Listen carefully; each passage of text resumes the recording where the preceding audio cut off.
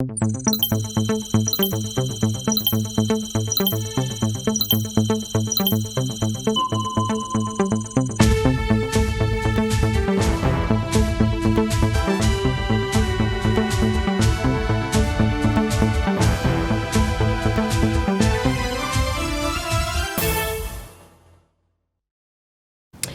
balai citoyen traîne le gouvernement devant la justice. Il est notamment accusé de non-assistance à personne en danger concernant le massacre de Solan. Une plainte a été déposée donc ce matin au tribunal de grande instance de Ouaga 1.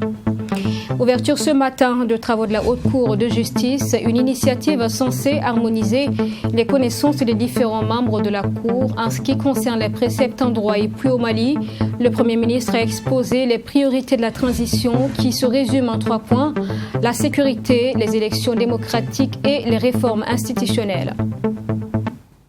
Bonsoir à tous et bienvenue dans ce journal. Je vous disais donc un titre: l'organisation de la société civile et le balai citoyen a porté plainte dans la matinée donc de ce mardi 29 juin devant le tribunal de grande instance de Ouaga 1. Une plainte contre le gouvernement pour non-assistance à personne en danger dans le cadre du massacre de Solan. Aussi, l'OSC a formulé une dénonciation de faits pouvant constituer des infractions pénales au sujet d'une implication supposée de l'homme d'affaires burkinabé Apollinaire Compaoré dans le financement du terrorisme. Le massacre de 132 personnes abandonnées à leur triste sort dans la nuit du 4 au 5 juin 2021 dans la commune de Solan, dans la province du Yara, constitue le symbole de cette incapacité notoire, voire de l'insouciance du gouvernement, à protéger les populations contre le péril terroriste.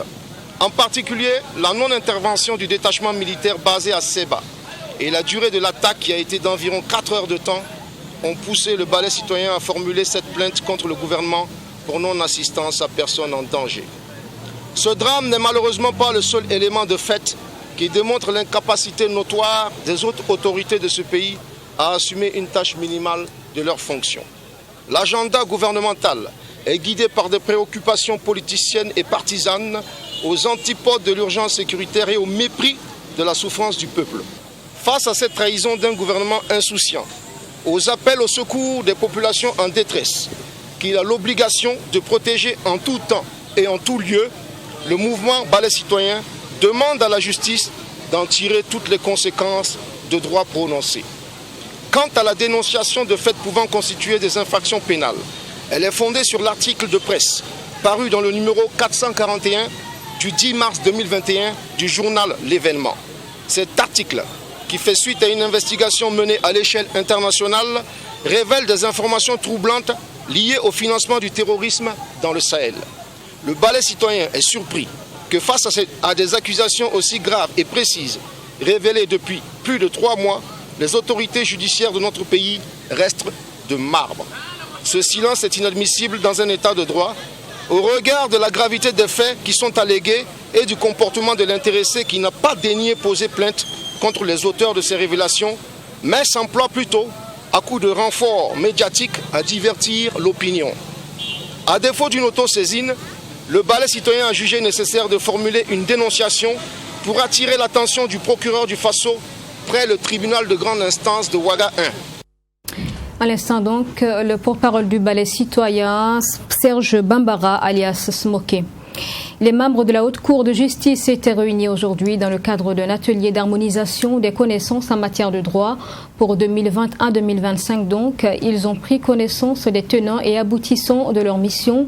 Surtout, les défis ont été exposés pour une réussite donc de cette mission commune, compte rendu avec Nelly Tapsoba et Joseph Yao. Échanger sur les défis du mandat des membres de la Haute Cour de justice qui s'étale de 2021 à 2025, c'est l'objectif principal de la tenue de cet atelier d'échange. Les membres de la Haute Cour de justice, au nombre de 55, ont également pris connaissance de leur feuille de route. Pour le président de la Haute Cour de justice, cette rencontre va permettre aux différents membres de la Cour de cerner leur rôle afin de travailler dans la cohésion et dans l'union. Les membres de la Haute Cour de justice viennent d'horizons divers. Vous avez des parlementaires, vous avez des juges professionnels. Donc il va falloir s'accorder, surtout en ce qui concerne les préceptes. En tout cas, il y a des préceptes que nous devons intérioriser. Et ces préceptes-là, c'est du droit. Comme je l'ai dit, nous venons d'horizons divers. Ce n'est pas évident que tout le monde comprenne le langage juridique. C'est dans ce sens que nous avons souhaité aussi faire, ce n'est pas une petite formation, mais c'est comme si c'était pour permettre à chacun de comprendre son rôle et de véritablement travailler dans l'union, dans la cohésion. Une rencontre importante au regard de la charge qui incombe aux membres de la Haute Cour de justice, à en croire son président. Ce dernier affirme que tous les efforts sont déployés afin d'entamer au plus vite les procès sur les dossiers soumis à leur charge. Nous avons le dossier emblématique de l'insurrection qui était déjà en jugement. Je crois qu'il y a eu des débuts de procès suivis donc de suspension. Ça c'est déjà un dossier qui est prêt. Nous avons d'autres dossiers qui sont également prêts. Mais comme vous savez, nous sommes des juges, nous avons le devoir de réserve. Alors donc je ne peux pas vous dire aujourd'hui il s'agit de quel dossier, de quel autre dossier. Mais je pense que nous allons nous organiser pour qu'il y ait vraiment des procès dans les prochaines semaines ou les prochains mois. La Haute Cour de justice, faut-il le rappeler, est la seule institution judiciaire habilitée à juger le chef de l'État et les membres du gouvernement pour des actes commis dans l'exercice de leurs fonctions. Elle a été créée en 1995. Le président du Faso a reçu ce matin en audience la directrice résidente du National Democratic Institute NDI. Aminata Faye Kassé a terminé une mission qui a duré 17 ans. Avant de quitter le Burkina, elle a fait ses adieux donc au chef de l'État dans son discours. Elle confie que les actions dans le cadre de sa mission ont été facilitées par les autorités burkinabées. Ainsi, sa structure a pu contribuer au renforcement de la démocratie et donc de la promotion des valeurs auxquelles le Burkina Faso est attaché. Je propose de l'écouter. J'ai passé 17 ans de ma vie dans ce pays. J'ai parcouru beaucoup de contrées. J'ai eu l'occasion de travailler avec beaucoup d'acteurs et c'est une occasion pour moi d'exprimer cette reconnaissance et de les remercier. De remercier le staff avec lequel je suis depuis si longtemps et de leur demander de continuer le travail. Le NDI continue. Il y a un remplaçant qui va arriver incessamment, qui nous vient de Côte d'Ivoire et qui va continuer le travail. Donc c'est juste... Voilà, moi qui tire ma révérence ici en souhaitant à ce pays tout le bien qu'on peut souhaiter à nos pays qui sont confrontés à des difficultés liées à la sécurité, liées à la lutte contre la pauvreté. Et je souhaite que le Burkina avance encore plus sur le chemin sur lequel il est. Je disais que nous avons eu l'occasion de travailler avec beaucoup d'acteurs. Je viens de le rappeler au président, que ce soit au niveau des moments les plus forts où tout le monde est focalisé, les élections. Nous sommes une organisation qui a beaucoup d'expertise sur l'organisation des élections, pas seulement sur l'organisation technique, mais également la participation citoyenne, celle des partis politiques. Et je crois que vous pouvez, en parlant avec les différents acteurs politiques, mesurer ce que nous avons pu apporter en termes d'amélioration de la transparence. Nous avons travaillé avec l'Assemblée nationale, très souvent, avec plusieurs programmes, à différents mandats. Et le dernier que je vais citer peut-être, c'est l'appui à la Commission de la Défense et de la Sécurité, avec laquelle nous avons un long partenariat depuis le dernier jusqu'à maintenant pour travailler à un meilleur contrôle du secteur de la sécurité, travailler à sa collaboration avec la société civile, mais avec les parlements des 3 pays de notre sous-région, l'Iptako-Gourma, le Mali et le Niger. Le 26 juin dernier, célébration du 40e anniversaire de la Charte africaine des droits de l'homme et des peuples. Cette journée a été marquée par une conférence publique organisée par le Café juridique en partenariat avec la Commission nationale des droits humains CNDH. Lors de ce cadre d'échange, un plaidoyer a été fait en faveur des droits de l'homme. Précision avec Fatima Taniki et Maïbaraki Sarabdo. La comparution du Burkina Faso devant la Cour africaine des droits de l'homme et des peuples et les défis du système africain de protection des droits de l'homme et des peuples. Des thèmes autour desquels s'est tenue cette conférence publique organisée par le Café juridique et la Commission nationale des droits humains, CNDH. Selon les organisateurs, c'est une occasion pour en savoir davantage sur cette charte africaine qui a été ratifiée par les pays africains. C'est de faire un examen de notre parcours en matière de militantisme, en matière de respect des droits de l'homme, en matière de respect des droits fondamentaux, en matière de respect des libertés fondamentales. Donc c'est de voir 40 ans l'adoption de la charte. Qu'est-ce que, au regard des dispositions de la charte, au regard des droits promus dans la charte, qu'est-ce que les États africains ont pu faire pour le respect de ces droits fondamentaux qui sont contenus dans la charte. Donc un examen de 40 ans d'existence de la charte.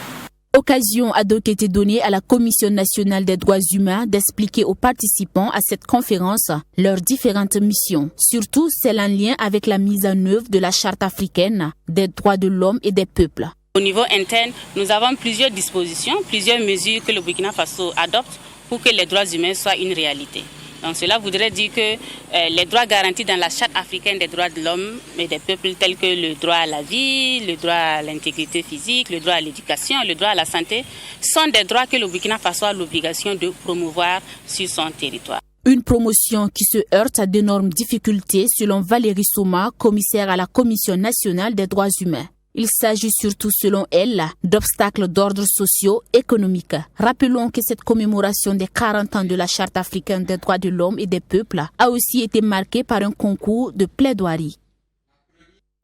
Une initiative présidentielle mise en place, elle est dénommée Commune Modèle, a été présentée hier lundi par le ministère en charge de l'administration territoriale. L'objectif à travers donc ce concept est en quelque sorte de mettre en compétition les communes afin d'obtenir leur profond engagement dans le développement local et favoriser la fourniture des services sociaux de base. La rencontre de présentation a connu la participation de plusieurs organisations et institutions. Reportage avec Samira Ouedraogo et Joseph Yao. C'est pour rendre les collectivités territoriales plus performantes à travers des initiatives de développement intrinsèques que le projet présidentiel dénommé Commune Modèle a été mis en place. Une commune par région a été choisie pour la phase pilote, exemptée celle de la boucle du Mouhoun et du centre-ouest, représentée par 2 communes chacune en raison du nombre élevé de communes dans ces régions, soutient le ministre de la décentralisation Clément Sawadogo. À terme et au bout du quinquennat, toutes les communes du Burkina Faso devraient pouvoir justifier de leur capacité réelle à faire progresser, améliorer sensiblement la vie des citoyens burkinabés en matière de santé, en matière d'éducation, en matière de revenus, création de revenus, et dans toutes les autres matières, eau potable, assainissement, etc., etc. Et c'est ça la quintessence de l'initiative Commune Modèle. Ce que nous avons fait ce matin, c'est de rencontrer les différents partenaires qui travaillent avec nous tous les jours sur les questions de décentralisation et de fonctionnement des communes. Ce nouveau concept va stimuler une saine émulation entre les collectivités territoriales, à en croire le président de l'AMBF, l'Association des municipalités du Burkina Faso, Amon Pierre Bewende. Pour ce faire, il faut un engagement constant des maires, puisqu'ils sont les principaux acteurs. Cette initiative présidentielle pour la commune modèle vient impulser une certaine compétition entre les communes et un certain modèle de développement qui sera très hiérarchisé. Et il y aura des critères de performance qui vont permettre à chacun de pouvoir s'auto-évaluer pour voir est-ce que je réponds vraiment aux attentes des populations. Puisque les populations, par le devoir de redévelopper que nous avons envers eux, vont avoir également leur mot à dire. Donc je pense que cette initiative présidentielle est la bienvenue et nous l'accueillons, nous allons nous y engager pour que le développement là-bas soit vraiment une réalité pour nos populations. De multiples propositions ont été faites au cours de cette rencontre d'information sur le projet Commune Modèle. Cela permettra de peaufiner et d'améliorer le contenu de la phase pilote qui démarre en juillet 2021 et prend fin en juin 2022. Jeudi dernier à Zignaré, deuxième session ordinaire du conseil municipal. À l'ordre du jour, examen et adoption des documents du compte administratif gestion 2020, du compte de gestion 2020, également donc du budget supplémentaire 2021. Précision et compte rendu avec Sanata Serré et Joseph Yaou. Cette session ordinaire du conseil municipal de Zignaré était principalement consacrée à l'adoption du budget supplémentaire 2021. Ce budget supplémentaire qui s'élève à environ 300 millions de francs CFA selon le maire de la commune de Zignaré va permettre à la commune de financer les différentes activités inscrites dans son plan d'action. Essentiellement, c'est des arriérés que nous allons faire, mais beaucoup, ça sera consacré à des activités que nous avons inscrites dans le cadre du fonds monier, notamment la clôture du siège de la police municipale, la clôture du centre d'éveil et d'éducation préscolaire que nous allons clôturer, mais aussi l'accompagnement des services techniques de la mairie à travers même la dotation du matériel à la police municipale, parce que nous voulons un siège exclusivement tout neuf pour la police municipale. Était également à l'ordre du jour de cette session ordinaire l'examen et l'adoption du compte de gestion 2020 et des documents du compte administratif de l'année antérieure. Nous allons prendre des délibérations. Il y aura essentiellement deux types de délibérations. Le premier type va concerner tout ce qui concourt aux documents dont nous allons présenter, le compte de gestion, le compte administratif, le budget et le résultat. Donc ce seront des délibérations. Et le deuxième type de délibération sera consacré à des demandes d'exploitation d'une carrière et aussi à des demandes de cession d'actes amiables pour des projets, pour des sociétés immobilières. Cette rencontre a aussi servi de cadre pour faire le point des activités entrant dans le cadre de la commémoration du 11 décembre que doit abriter la ville de Zignaré. Occasion d'informer les conseillers municipaux sur l'état d'avancement des travaux et de recueillir leurs avis et suggestions pour un 11 décembre réussi. Le Premier ministre Christophe Dabiré a inauguré en fin de semaine dernière l'abattoir moderne de Waiguya. Cette nouvelle infrastructure va améliorer les conditions d'abattage des animaux dans la localité en question, ce qui permettra donc aussi de mettre à disposition de la population de la viande saine. On en parle avec Nelly Tapsoba. Réalisé sur une superficie de 0,8 hectares, l'abattoir moderne de Waiguya est composé d'une chaîne d'abattage de bovins, de petits ruminants et d'un atelier de découpe. Il est muni d'équipements dotés de technologies de dernière génération et respectant les normes internationales en la matière. Une infrastructure qui vient contribuer à la valorisation de la filière bétail au Burkina Faso, à en croire le Premier ministre Christophe Dabiré. Le président du Faso veut valoriser les filières porteuses de notre économie nationale. Les filières bétail et viande font partie de cette valorisation et ces efforts qu'il est en train de faire pour construire l'économie nationale. Nous devons donc faire en sorte que progressivement les chaînes de valeur dans les différentes filières soient améliorées. Nous avons inauguré l'abattoir de Kaya il y a un certain temps de cela. Nous inaugurons aujourd'hui l'abattoir de Waiguya. Nous aurions voulu inaugurer l'abattoir de Kuitenga, c'est en cours de réalisation. Et pour ce qui concerne les grandes villes telles que Bobo-Dioulasso et Ouagadougou, nous avons déjà mobilisé les financements pour réhabiliter ces abattoirs et en faire des abattoirs modernes qui vont permettre à notre pays de valoriser sa production animale et de faire en sorte que nous puissions occuper le marché régional de la viande, avec de la viande de qualité, parce que nous aurons des abattoirs qui travaillent selon les standards internationaux. La gestion de cet abattoir sera assurée par un opérateur privé. Et pour s'assurer de la bonne gestion et du respect du cahier des charges, un suivi régulier sera assuré par la mairie de la ville de Ouagadougou en collaboration avec la Direction générale des services vétérinaires, rassure le ministre des Ressources animales et halieutiques. La réalisation de cette infrastructure que nous inaugurons aujourd'hui a suivi une démarche visant le recrutement au préalable d'un opérateur privé qui sera chargé de la gestion. Cette démarche innovante a pour objectif d'assurer une meilleure gestion des infrastructures socio-économiques et d'accroître leur impact dans le développement local.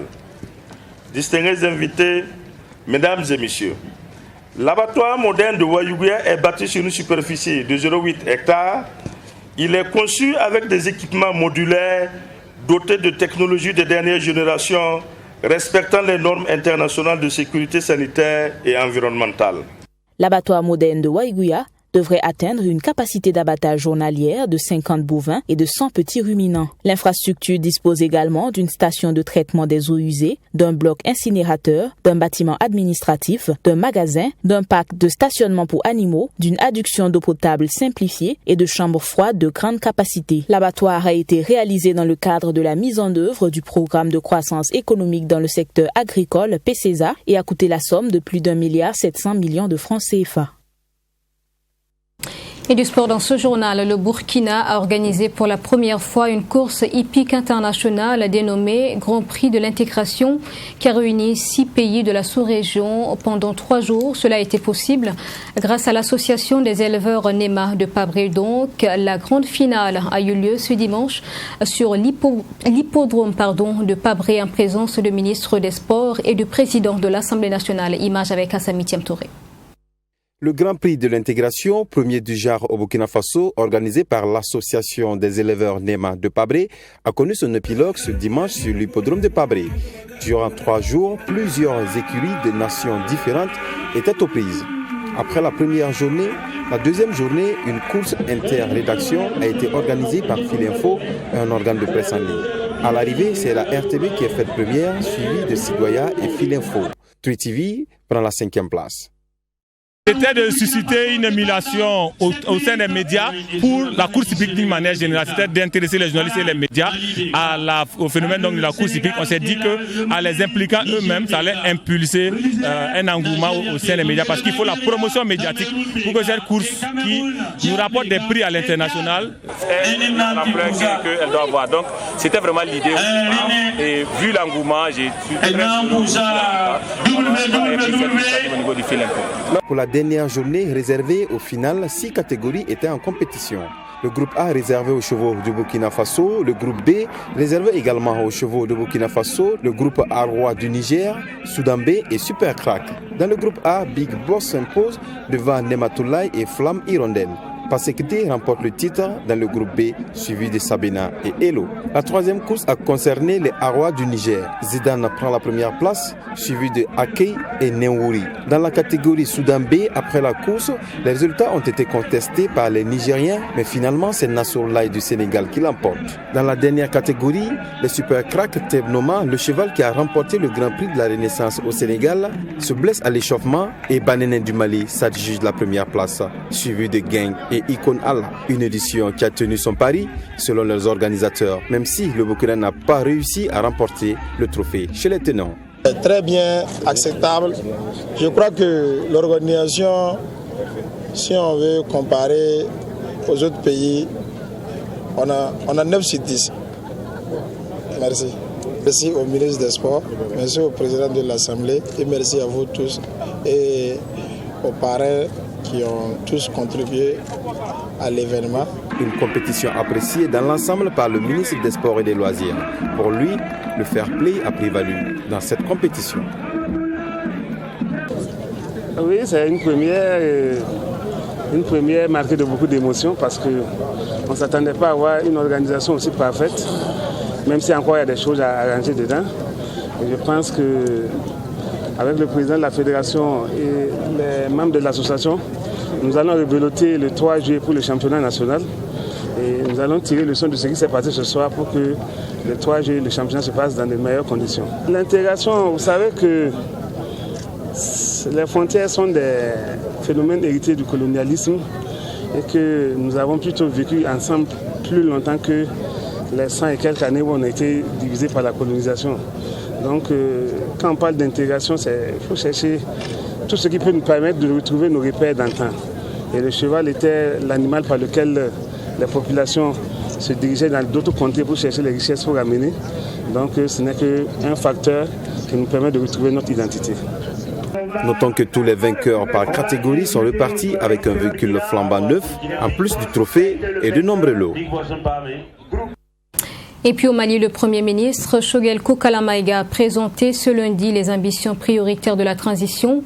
3 énumérées donc et communiquées face aux professionnels de médias. Il s'agit donc des questions sécuritaires, électorales et des réformes institutionnelles. Par ailleurs, il a été question de l'octroi d'aide à la presse et du traitement juridique des délits de presse, compte rendu de la rencontre avec notre correspondant Bourema Soulo. En recevant le Premier ministre, le président de la Maison de la Presse, Bandjougou Dante, n'est pas allé avec le dos de la cuillère. Bandjougou Dante lui a présenté une longue liste de doléances. Tout a été dit par rapport à nos préoccupations. Tout a été écrit. Tout a été envoyé.